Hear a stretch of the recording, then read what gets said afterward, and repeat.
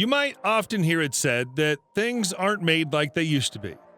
But that isn't always a bad thing. Many modern vehicles are vastly superior to what came before them. But we don't think that's the case in every scenario.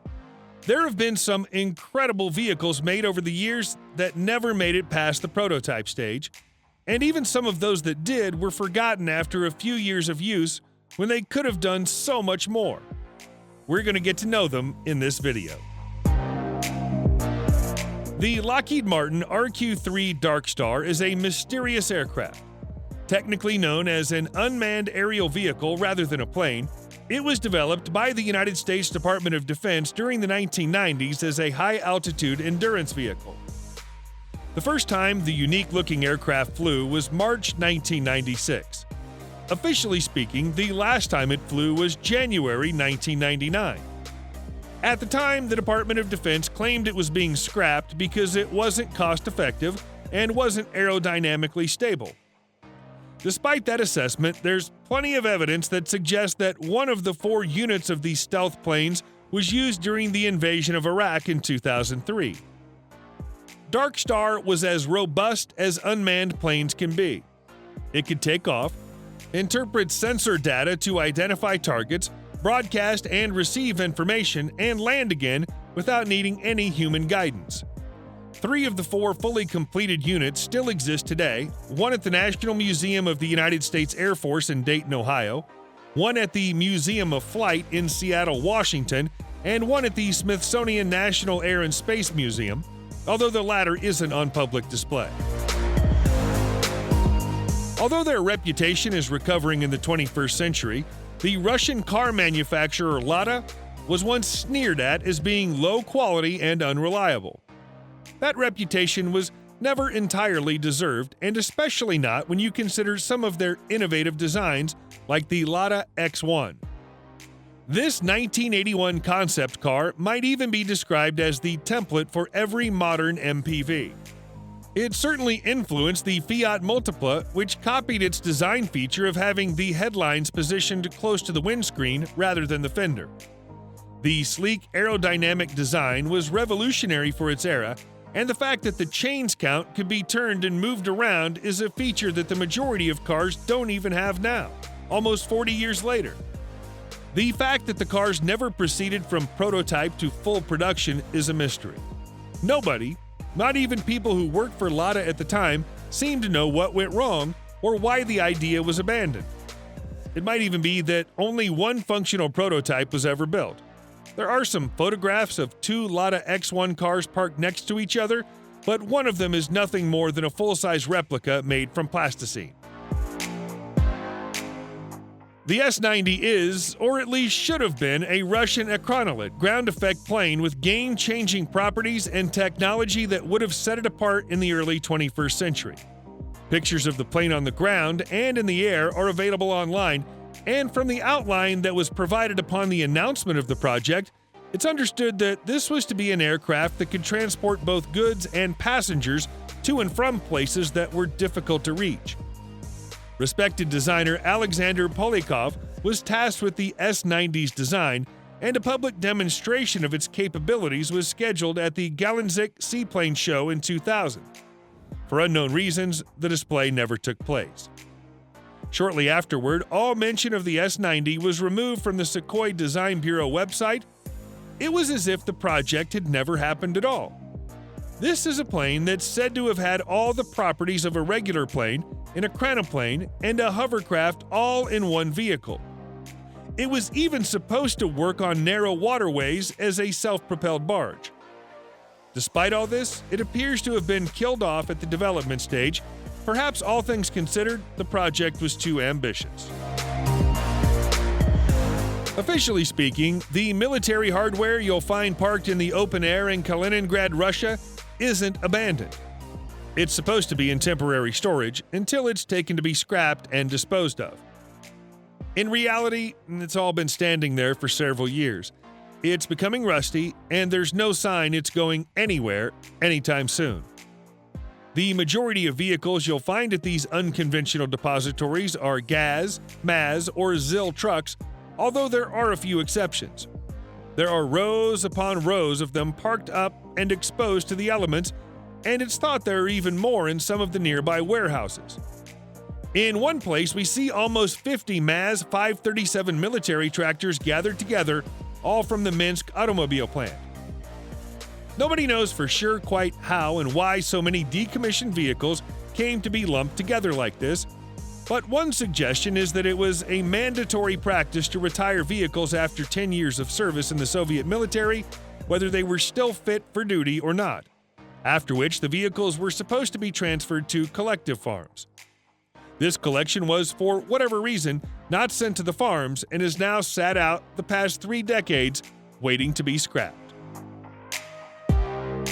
While we're talking about vehicles that have been left standing around in the open and abandoned to the elements, take a look at this vehicular mess that was left behind after the Burning Man festival ended in 2017. There are more than 5,000 bicycles at the site. Every single one of them was ditched by a lazy festival goer who decided they couldn't be bothered to take it home after arriving with it. This incident was especially regrettable for the organizers of Burning Man because the festival's motto is "Leave no trace." It only took 2 days beyond the end of the festival for the desert wind to whip sand across the frames of the forgotten bikes, giving the whole scene an appearance akin to something from an apocalyptic movie. Luckily for the festival organizers, a team of volunteers stepped in to clean the bikes up and load them onto vans. When the sand was stripped away, the hardy bikes were mostly found to be in good enough condition to be salvaged. They've all now been gifted to people around the world who've lost their homes or possessions to natural disasters. When the Second World War ended, most of the countries involved in it suspected that another major conflict wouldn't be far behind. Because of that, they carried on investing in their military forces and coming up with new concepts for tanks, boats, and planes. On the American side, one of the most promising post-war innovations was the Northrop YB-49 heavy bomber. This unique-looking plane was a top-secret project during its development in 1947, and its unconventional appearance is thought to be the reason for a number of UFO sightings in American skies that year. The combination of the flying wing design and the turbojet engine appeared to tick all the boxes that the military had laid out for. But they passed on the design anyway and wrote it off at the prototype stage. Instead of backing the YB-49, they went for the Convair B-36 instead. That was a huge shame for the team that worked so hard on it, but they could take some consolation in the fact that elements of their design were used in the Northrop B-2 stealth bomber almost 50 years later. We don't know whether to call the Land Cruiser P-1500 monster a failed prototype or an urban legend. It's referenced in several stolen German documents from the Second World War, and there were engineers who swore they'd worked on it, but no physical evidence of its existence has ever been obtained. Had it been realized, it would have been one of the largest self-propelled guns ever seen. What we know for sure is that Hitler approved the development of the Land Cruiser P-1000 Rot tank in June 1942, which, had the program been completed, would have seen the construction of a colossal tank weighing 1,000 tons. The P-1500 monster was supposed to be the next step along the evolutionary chain. The monster's dimensions were claimed to be 82 feet long, 27 feet tall, and 42 feet wide, with a weight of 1,800 tons and an operating crew of 100 men. The gun mounted on its platform was to be an 800mm Dora Scheuer Gustav KE artillery piece. By shell and gun weight, it's the heaviest artillery weapon ever made. The Rot was canceled by Albert Speer in 1943, and presumably the monster was canceled along with it. The official reason given was that the Allies had air supremacy, and both the tank and land cruiser would be sitting ducks for bombers. The fall of the Soviet Union at the beginning of the 1990s resulted in the cancellation of a number of civil and military technological endeavors, with military vehicles being hit especially hard. Almost everything that was in development at the time got defunded and then abandoned, and the Yak-44 was no exception. In truth, it may have been a doomed project anyway. The concept had been in development since the 1970s, but still wasn't ready to enter mass production when the order to stop working on it came in 1993. Had it been completed, the Yak-44 was supposed to provide a Soviet answer to the American E-2 Hawkeye, an aircraft that's still in use today. It's thought that the rapid progress of computer technology throughout the 1980s caused problems for the people working on the Yak-44.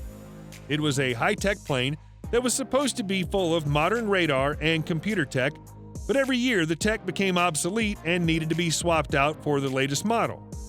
By 1993, the objective was to turn it into a plane that could take off and land on autopilot with nobody at the controls.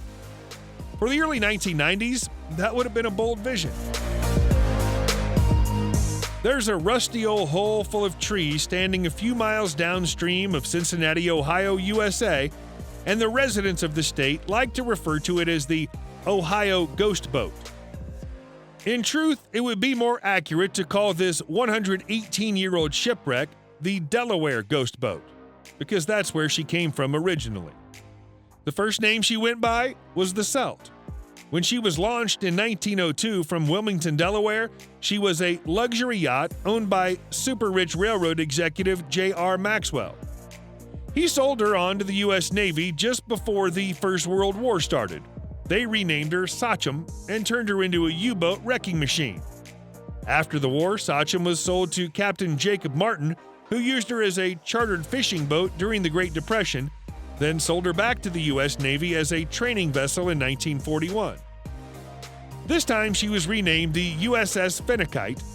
From there, she became a tourist ferry to New York City for 40 years under the name Sightseer, made an appearance in the music video for Papa Don't Preach by Madonna, and was then sold to a Robert Miller of Lawrenceburg, Kentucky at the end of the 1980s.